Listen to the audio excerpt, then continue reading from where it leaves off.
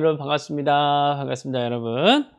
오늘부터는 마태복음을 통독하도록 하겠습니다.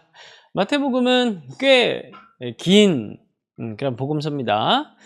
누가복음이 제일 긴 걸로 알고 있는데 마태복음도 만만치 않아요. 그래서 시간을 좀 잡아먹을 테고, 그리고 여러분들이 마태복음을 읽으면서 좀 느끼게 될 텐데, 마가복음 읽었던 마가복음과 좀 많이 겹친다, 이런 느낌을 좀 받으실 거예요.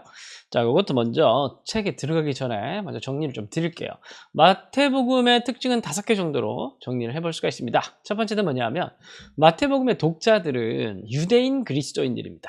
그러니까 한마디로 얘기해서 구약 성경에 익숙한 사람들이죠. 그리고 당시 유대인들은 구약 성경에서 얘기했던 여러 가지 많은 메시아에 대한 예언적 구절, 그런 구절들이 어떻게 성취되는가 되게 관심이 많겠죠. 그래서 마태복음은 그런 유대인 그리스도인들을 독자들로 하기 때문에 구약 성경의 한 구절 한 구절들이 어떻게 예수님의 생애를 통해서 성취가 되었는지를 하나씩 조목조목 밝히는데 목적을 두고 있습니다.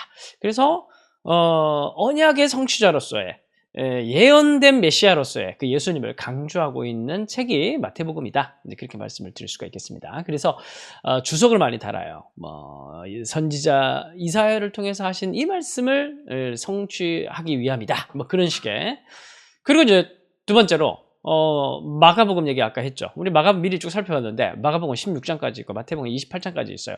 마가복음은 분량이 작아요. 그리고 이야기 위주고, 마가복음의 이야기가 쭉 있으면 여기를 토막을 냅니다. 탁탁탁 토막을 내서 중간에다가 예수님께서 랍비로, 기본적인 컨셉은 교사로 랍비로 활동을 하셨으니까 그 가르침들을 모아가지고 5편의 설교를 탁탁탁 집어넣습니다. 그래서 이야기 진행되다가 설교 쫙, 이야기 진행되다가 설교 쫙, 그런 식으로 진행되는 게 마태복음입니다. 여러분 통독도 그런 식으로 읽어갈 수 있도록 제가 구성을 했습니다. 그리고 4번은 말씀을 드렸고, 마지막으로 교회를 강조하는 그런 특징을 또 가지고 있습니다. 그거는 해당되는 단락이 왔을 때 말씀을 드릴게요. 자, 그러면 오늘의 1장부터 4장까지의 이야기인데, 먼저 첫 번째 이야기 단락입니다. 첫 번째 이야기는 어떤 이야기냐? 예수님의 탄생, 그리고 시험, 공생의 전에 그런 이야기들이 기록이 되어 있겠죠. 자, 1장 1절부터 17절까지가 그 유명한 마태복음 족보 이야기인데, 우리가 읽으면서 무슨 이야기야? 한번 더 우리 김씨 족보 얘기도 안 보는데 내가 이 족보를 왜 봐야 돼? 이렇게 생각할 수도 있는데, 여러분 1장 1절 보시면 아브라함과 다윗의 자손 예수 그리스도의 계보라, 이 말을 이렇게 시작하죠. 계보는 족보거든요. 그러니까 예수님의 족보 얘기를 하겠다는 건데, 중요한 건 뭐냐면은 아브라함과 다윗의 자손이에요. 여러분, 그 게마트리아 용법 맞나? 정확한 표현은 모르겠는데 맞을 겁니다, 아마. 그런 이제 당시 유대인들이 즐겨 사용했던 상징적인 기법이 있는데, 숫자에다가 의미를 담는 거예요. 예를 들어서 1이라는 숫자는 알파벳 A, 2라는 숫자는 B, C라는 숫자는 C, 3이라는 숫자는 C, 이제 4라는 숫자는 D, 그런 식으로 합의를 둔 겁니다.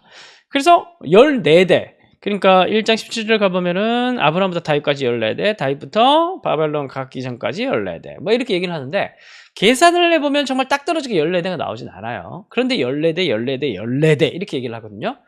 14대, 14, 14, 이 숫자를 히브리어 알파벳을 해보면은 다윗의 자음이 나옵니다.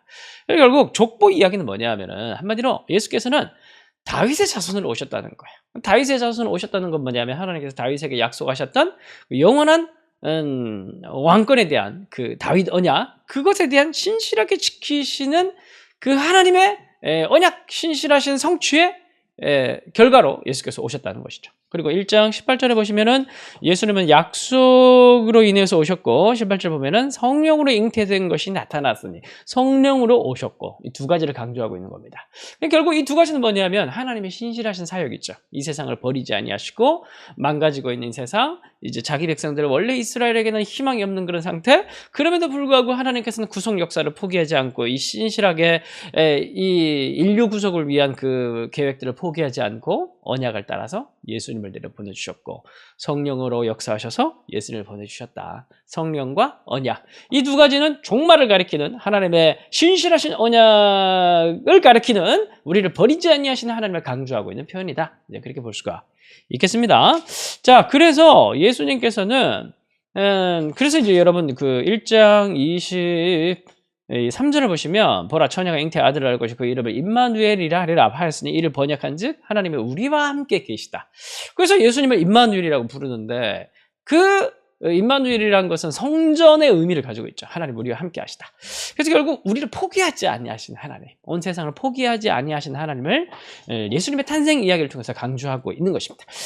그래서 2장으로 가보면 이제 예수님께서 탄생하시고 그 다음에 있었던 에피소드들이 소개되어 있는데 이제 마가복음에 없는 이야기죠. 바로 동방박사가 예수님에게 경배하러 찾아오는 겁니다. 자 보세요. 1장에서는 하나님께서 언약을 지키셔서 예수를 보내셨어요. 그리고 구약 성경에 보면은 메시아의 나라가 도래하게 될 때 나타나는 특징 중에 하나가 이방인들이 예물을 가지고 하나님의 성전으로 찾아온다고 합니다. 이제 학개서에서도 있고 그리고 열왕기서에도 보면은 역대기에서도 보면은 그 솔로몬 시대 당시에 뭐 시바의 여왕이라든지 그런 이방인들이 예물을 가지고 성전으로 찾아오지 않았습니까? 이제 그런 거랑 똑같은 장면인 거예요. 그래서 박사들이 동방에서 박사들이 저기 이란 이라크 쪽에 그 박사들이 별을 따라서 이제 예수님께 경배하기 위해서 온 겁니다. 이게 다 약속의 성취인 거예요. 그래서 2장 13절부터 23절까지는 이제 일일이다. 이게 다 15절 보면 주께서 선지자를 통해서 말씀하신 바 그걸 이루게 하려 하십니다. 17절에서는 선지자 예레미야를 통하여 말씀하신 바 그걸 이루려 하려 하십니다. 23절에서는 나사렛이란 동네에 태어나신 이유는 사신 이유는 선지자로 하신 말씀을 이루려 하십니다. 그러면서 계속 구약 성경에서 예언되어져 왔던 모든 것들을 하나님께서 신실하게 이루시기 위한 결과가 예수님이다. 이걸 이제 강조하고 있는 겁니다. 그리고 이제 3장 넘어가면은 이제 주의 길을 예비하는 자 세례요한. 이것도 물론 말라기에 다 예언되어져 왔던 것이고 중요한 건 뭐냐 하면 말라기 이 세례요한의 메시지인데 3장 7절을 보시면 독사의 자식들아 임박한 진노를 누가 피하라고 하더냐. 11절 보면 성령과 불로 너희에게 세례를 베푸실 것.